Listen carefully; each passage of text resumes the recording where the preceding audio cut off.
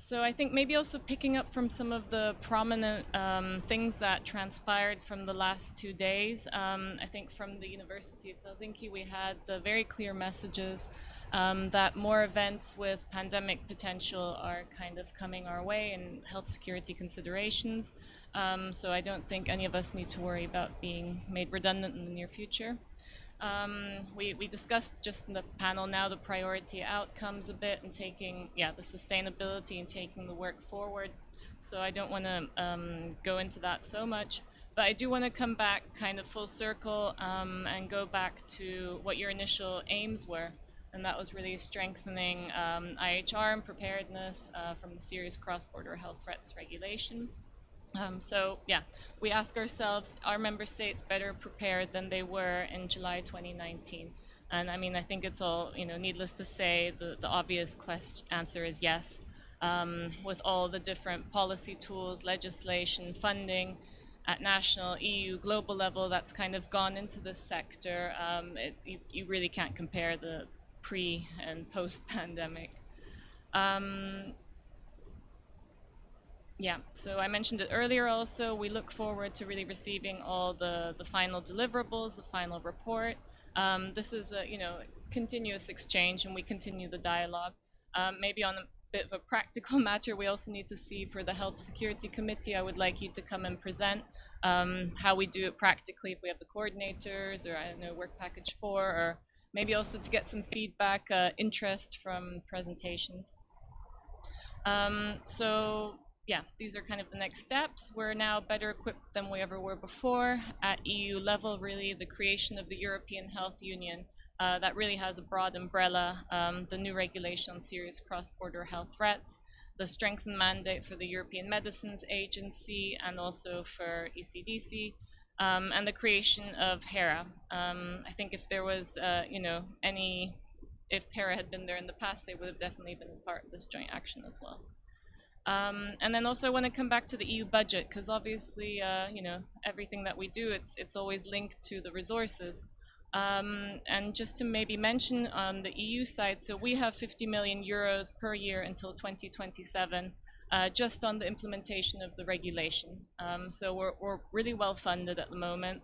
The EU for Health budget, it's tenfold bigger than it was in the previous cycle. So we have 5.3 billion euros.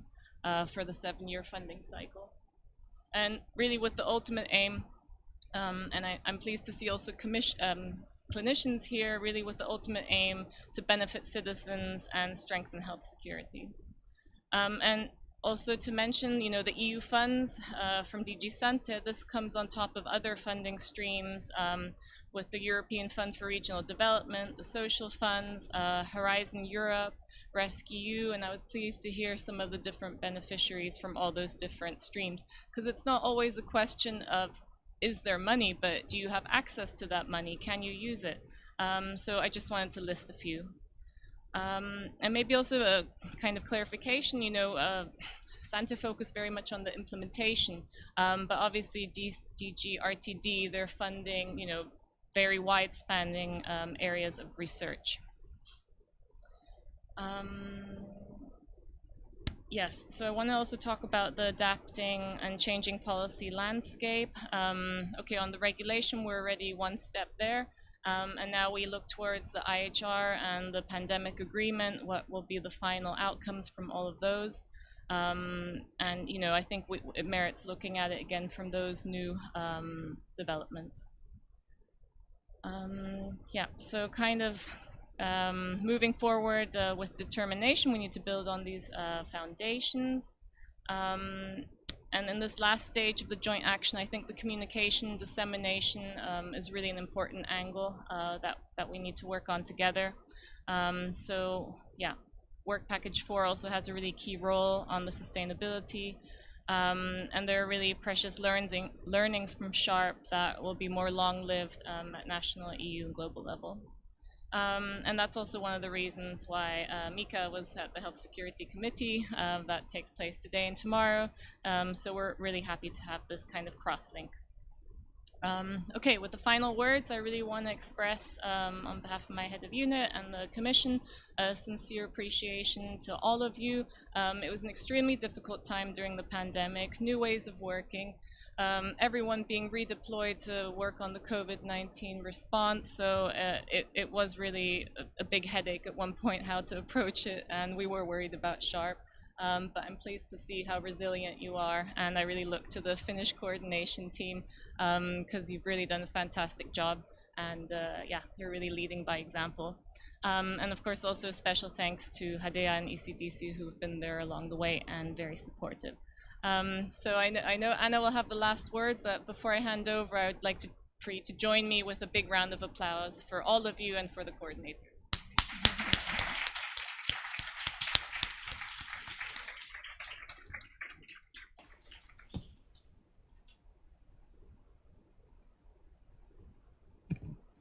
Great. Julia, thank you so much for your kind words. And actually you stole some of my words already, because before I will give the last word for Otto as head of the departments, but nevertheless, what I had in my mind, it was simply just thanking you all.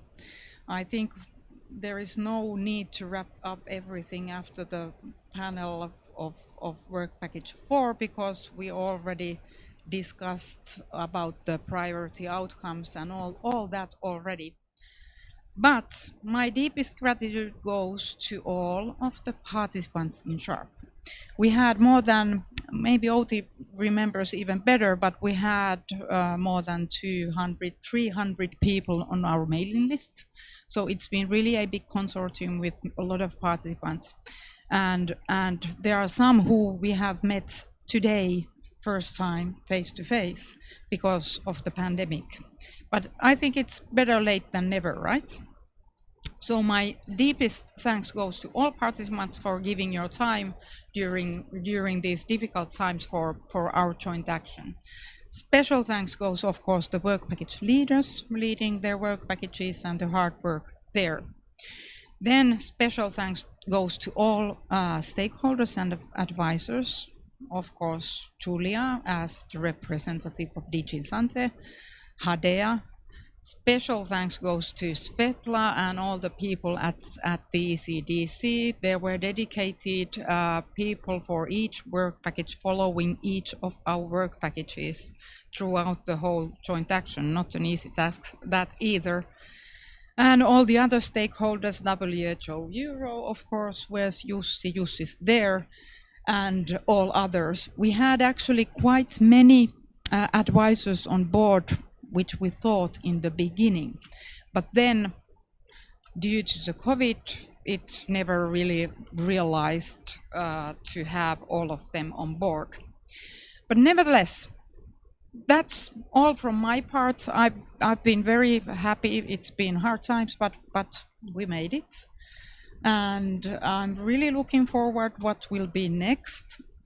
As a SHARP coordinator, I'm not sure if I can recommend of steering this kind of huge joint action during pandemic. But maybe it won't hit for the next coordinator or however it will be. But on my behalf, I'm of course very interested to continue collaboration with many of you. And as we have recognized, there are a lot of good connections which have been built up during the joint action. So really looking forward any kind of collaboration, kind of mode in future. We'll see. But with these words, maybe Otto wants to give a final word as a head of the departments. Please.